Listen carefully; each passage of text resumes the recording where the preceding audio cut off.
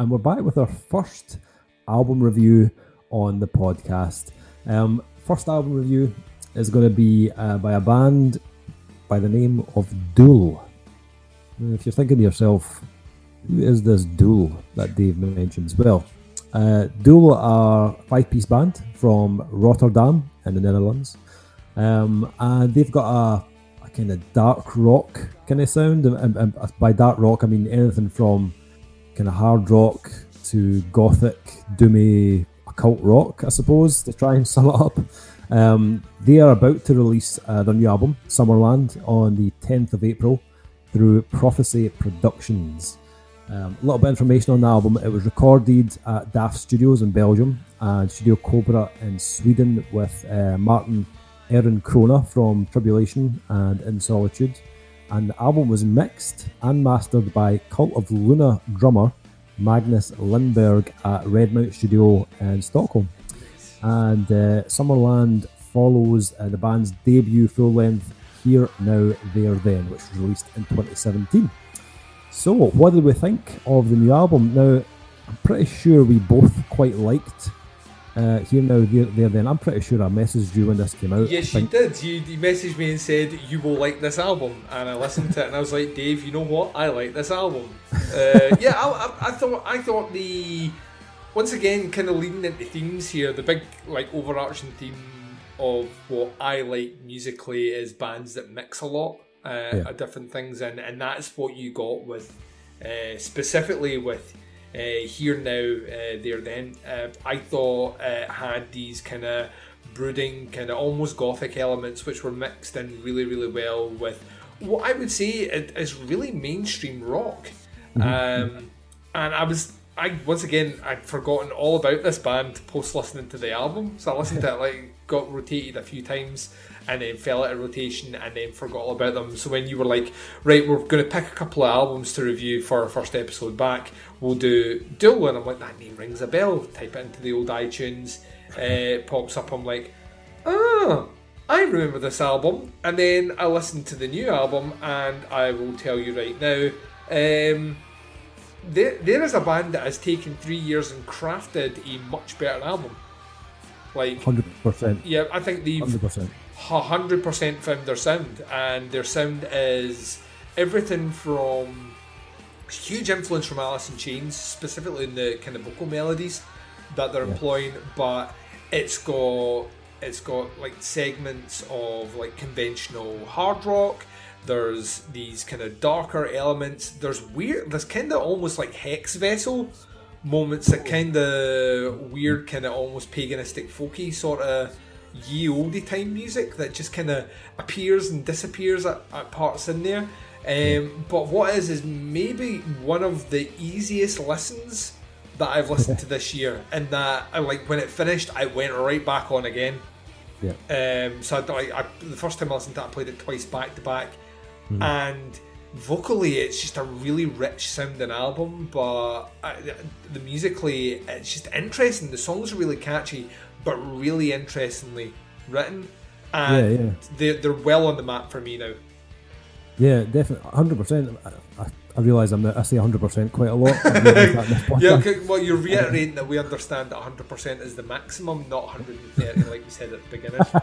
Yeah, my maths are now in order. You could definitely tell, like when I listened to the last album, I went back and listened to it again when I was reviewing this. You could definitely tell they were kind of honing their craft on that last album. There were a handful of kind of tracks that really kind of sunk their hooks in. And even though the album was dark and kind of broody in places, it did have quite a few standout moments. But I felt this album really kind of expanded on that kind of formula of gloomy, but at the same time really memorable. The album opens really strong. The first two singles that the band have released, Sulphur and Starlight and Wolfmoon, two of the biggest hitters on the album, and they hit you straight away. They're not like typically like single length, but they very much like tick all the boxes. I thought both tracks sound like very musically punchy. You can hear like the production on the album is clearly a step up from Here, Now, There, Then. Everything sounds a little bit richer, a little bit brighter, a bit more dynamic, and I think because of that, it has more impact on the listener. Musically, like the guitar melodies are really well crafted on this album, and on both of those tracks, the guitars are quite kind of minimalist, not a lot of distortion, and then when the heavier parts kick in, it's kind of even more powerful, and it kind of allows those kind of thick bass lines take more a kind of prominent role, gives the kind of verses a wee bit more drive, I suppose. But for me, like the choruses are where the band have really went to the next level. Some of the best choruses Dool have written are on this album, and as you said, the vocal performance from, I think it's Ryan Van Dorst, her name is, flawless vocals. Like her range, her tone, choice of melody is like absolutely on the money. Those two tracks are then like followed up by another track called God Particle, which kind of kicks in, got a kind of almost like a Middle Eastern type vibe to it. But then that kind of builds into, as you said, that it's got a bit of kind of post-punk about it. I was picking up the kind of almost kind of grave pleasures at times. Definitely. I was picking that up, and as you said, this with the Hex Vessel as well, I was picking that up too. But it's still got that kind of gothic overtone that Dool are actually well known for. And again, another great vocal performance from Ryan Van Dorst on that track. Really cool bass lines actually on God Particle. Bassist, I think it was JB, his name is. I want to say, I think he was an aborted. Oh, gee. I think so. I do. I think I need to go and check this out because his name definitely rings a bell, and I think he might have been the bassist in Aborted at one point. I need to check that. But yeah, very kind of captivating bass lines on that track. Which and as I said, you've got that kind of grave pleasures-y, kind of beast milk kind of feel at times. And that kind of comes along the later in the album as well. I think there's a track called The Wells Run Dry. It's got that kind of vibe to it. Yep. Another standout for me would be Be Your Sins. It's got a kind of like Barracuda type kind of guitar rhythm. Yeah. It's really cool. Like, you're just one of those ones you really kind of, your head just totally nods to it the whole way through. And another chorus that will get totally stuck in your head. That one's got a little kind of organ solo on it as well towards the end. Did you notice that? Yes, I was like that. It's like they almost crafted this song for me. But that one, the organ solo was done by a guy called Per. It's either Weiberg or Weiberg, I'm not sure how you pronounce his name, but he played keyboards with Opeth for a while. And I think he still plays with Spiritual Beggars actually, but it gave this track a bit of a more kind of 70s vibe with that the kind of organ sound coming in. I thought it was pretty cool. What else do I love about this? I think that the last thing that I want to mention that I really enjoyed was the kind of contrasting moments on the album. If you compare those like heavier tracks at the beginning to tracks like Summerland, or even the closing track Dust and Shadow, they're kind of musically like less aggressive, but have a more kind of tranquil vibe. But the melodies are still just as haunting, and they actually hit you just as hard as the kind of heavier tracks on the release. And I think it's like at those moments that I realised like how far they've actually come since 2017. But the band, like said themselves, after that first album was released, they toured kind of non-stop, and it was at that point where they started to kind of hone their sound and kind of start to get those kind of everything in line and how they wanted to actually sound as a band. Like yourself though, like I went back to this countless times. It's a really easy album to listen to. It's almost an hour long. That's the thing that kind of blows my mind. It's 55 minutes long.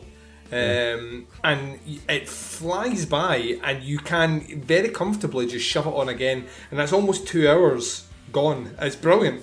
Yeah, absolutely. I can see myself like going back to this album later in the year and just kind of playing it over and over. Very easy to listen to. And as I said, like those choruses that you get totally stuck in your head. Like I was like, after listening to it, I was like humming the choruses and stuff later on. Really, really good album. They've come a long way in 3 years actually. What would you rate this album? Oh, right, we've not spoken about rating, so are we doing 5 out of 10? What do we think? Let's go 5. Everything's 5 for me. Everything's 5. This is a solid 4, man. Like, nice. It's like really, really well crafted, very easy to listen to, but that doesn't take anything away from the the really good songwriting. Like that's the thing that, like you were mentioning, like bass lines, guitar parts, and all the rest. Everything is so well produced and stand out, and there's a lot of variety on the album as well that I think just makes it really easy to listen to. So yeah, 4 out of 5 from me. Nice. I might actually go a 0.5 more. Actually, I know. Throwing out the 4.5s in the first episode. I would have probably said their last album was like a 3.5, possibly 3.5. This one I'd probably go 4.5, and I think it's going to be one that I'm going to love even more as I listen to it throughout the year. So I'd go 4.5 out of 5 on this one. Nice. And what was the name of the album? Where can people hear it? So the album drops on April 10th, and the album is called Summerland by Dool. So you can check that out. It hits all the kind of digital streaming places on the 10th. And if you want to check them out online, you'll find them. They're on Facebook. I think it's facebook.com/all those who wander are Dool is the Facebook page. It's DOOL, not DULE, because we're Scottish and everything sounds weird. Yeah, so check them out. Cracking album. Definitely check your streaming platforms for that one when it drops on the 10th.